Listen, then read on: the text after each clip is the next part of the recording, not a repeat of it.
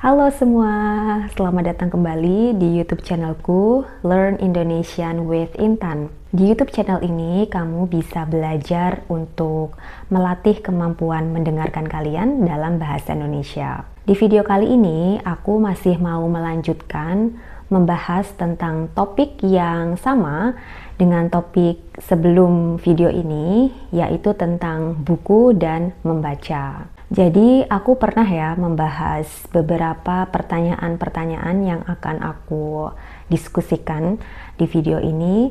Sebelumnya aku pernah membahas pertanyaan itu dengan teman-teman aku, dan kali ini aku akan membagikan pertanyaan-pertanyaan itu dengan kalian, dan kalian nanti bisa belajar untuk menjawab pertanyaan-pertanyaan itu dalam bahasa Indonesia. Yuk kita mulai. Jadi pertanyaan pertama yang mau aku bahas adalah tentang buku fisik dan buku digital. Mana nih yang lebih kamu suka? Dan apakah buku fisik dan buku digital memiliki efek pengalaman yang berbeda bagi kalian? Menurut teman-teman yang pernah aku tanyai tentang pertanyaan ini, sebagian besar dari mereka menjawab kalau mereka lebih suka membaca buku fisik. Alasannya juga hampir sama, karena buku fisik itu lebih nyaman untuk dibaca dan lebih nyaman di mata kita. Selain itu, membaca buku fisik juga memberikan sensasi tersendiri,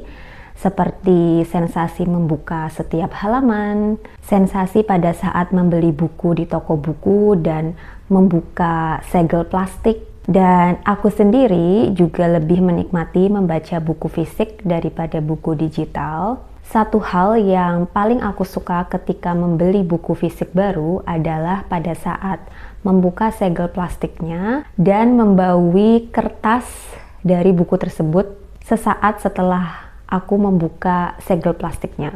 Mungkin kamu juga merasakan hal yang sama ya. Aromanya itu khas dan itu benar-benar membuat semangat untuk membaca buku itu segera. Iya nggak sih? Selain itu, buku fisik juga memberikan kita kesempatan untuk mendapatkan tanda tangan asli dari penulis buku tersebut. Aku pernah beberapa kali memesan buku ke penerbit yang penerbit itu menyediakan tanda tangan langsung si penulis.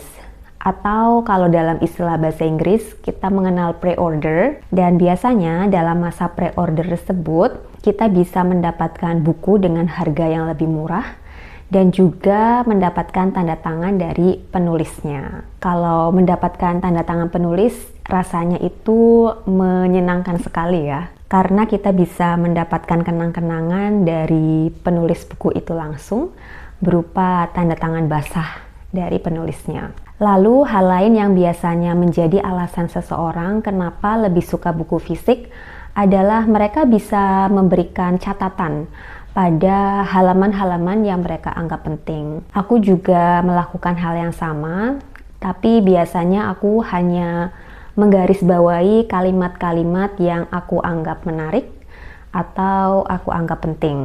Kadang-kadang aku juga melipat halaman yang aku anggap menarik dan aku mungkin ingin membacanya lagi di masa depan. Jadi menurutku buku fisik itu memang sangat menyenangkan ya dibandingkan buku digital. Dan untuk kesehatan mata kita, menurutku buku fisik tidak menyebabkan sakit mata, tapi di sisi yang lain, buku digital juga memberikan kenyamanan bagi para pembacanya. Terutama kenyamanannya untuk dibawa kemanapun tanpa perlu membawa buku fisik yang ukurannya besar dan berat juga ya. Berdasarkan pengalaman aku, buku digital itu lebih cocok ketika kita mau membaca buku yang ditulis dalam bahasa lain. Aku beberapa kali mencoba membeli buku digital berbahasa Inggris, dan ketika aku membaca buku digital dan aku menemukan kosakata-kosakata sulit di buku tersebut, aku bisa langsung mencari arti dari kosakata sulit tersebut tanpa harus membuka kamus. Jadi yang aku lakukan adalah menekan satu kata yang aku tidak tahu artinya, lalu setelah itu ada pilihan untuk mencari tahu apa arti dari kosakata tersebut. Jadi menurutku buku digital ini cukup nyaman ya untuk dipakai ketika aku mau membaca buku berbahasa Inggris atau mungkin bahasa lainnya yang bukan ditulis dalam bahasa ibuku. Jadi selama ini kalau untuk buku yang ditulis dalam bahasa Indonesia, kayaknya aku sama sekali nggak pernah membeli buku digital. Tapi kalau untuk buku berbahasa Inggris, hampir mungkin 90% buku yang pernah aku beli adalah buku digital. Pertanyaan nomor 2 yang mau aku bahas adalah tentang membeli buku atau meminjam buku. Seperti kita tahu, kalau di setiap kota, terutama kota-kota besar, pasti ada perpustakaan kota ya, yang bisa kita gunakan untuk meminjam buku. Selama ini aku sendiri lebih suka membeli buku daripada meminjam buku. Karena dengan membeli buku artinya kita bisa membaca buku tersebut kapanpun kita mau, tanpa perlu repot-repot mengembalikan buku tersebut ke perpustakaan. Tapi sayangnya harga buku akhir-akhir ini, atau mungkin sudah sejak lama ya, menurutku harga buku itu memang tidak murah. Artinya kita memang harus menginvestasikan sejumlah uang untuk memiliki buku tersebut. Tapi meskipun harganya mungkin lumayan menguras kantong, tapi aku percaya itu adalah sebuah ilmu yang memang sepadan ya dengan ilmu pengetahuan, wawasan, atau informasi apapun yang ditulis di buku tersebut. Jadi meskipun harganya agak mahal, aku selalu menyempatkan diri untuk membeli buku baru meskipun tidak terlalu sering. Nah, bagaimana dengan meminjam buku? Sejujurnya aku udah jarang banget atau hampir tidak pernah meminjam buku saat ini. Tapi waktu aku masih sekolah, waktu aku masih kuliah, aku cukup sering ya meminjam buku. Karena di sekolah aku, di kampus aku tersedia perpustakaan yang menjadi fasilitas para siswa dan para mahasiswa untuk meminjam buku di sana. Jadi pada saat itu bisa dibilang aku lebih sering meminjam buku daripada membeli buku. Namun beberapa minggu lalu aku sempat ngobrol dengan salah satu murid dari kelas bahasa Indonesia aku, dan dia bercerita kalau dia saat ini sedang meminjam buku di salah satu perpustakaan di kota tempat dia tinggal. Dan dari cerita tersebut, aku jadi terinspirasi untuk mencoba meminjam buku lagi di perpustakaan di kota tempat aku tinggal. Sayangnya perpustakaan itu cukup jauh dari rumah aku, jadi kemungkinan kalau aku mau meminjam buku di sana, aku mungkin harus ke sana pada hari Sabtu ya. Karena kalau hari Senin sampai Jumat biasanya aku mengajar di pagi hari dan siang hari dan sore hari. Jadi nggak ada waktu kalau hari kerja. Dan juga ada beberapa perpustakaan besar di Jakarta.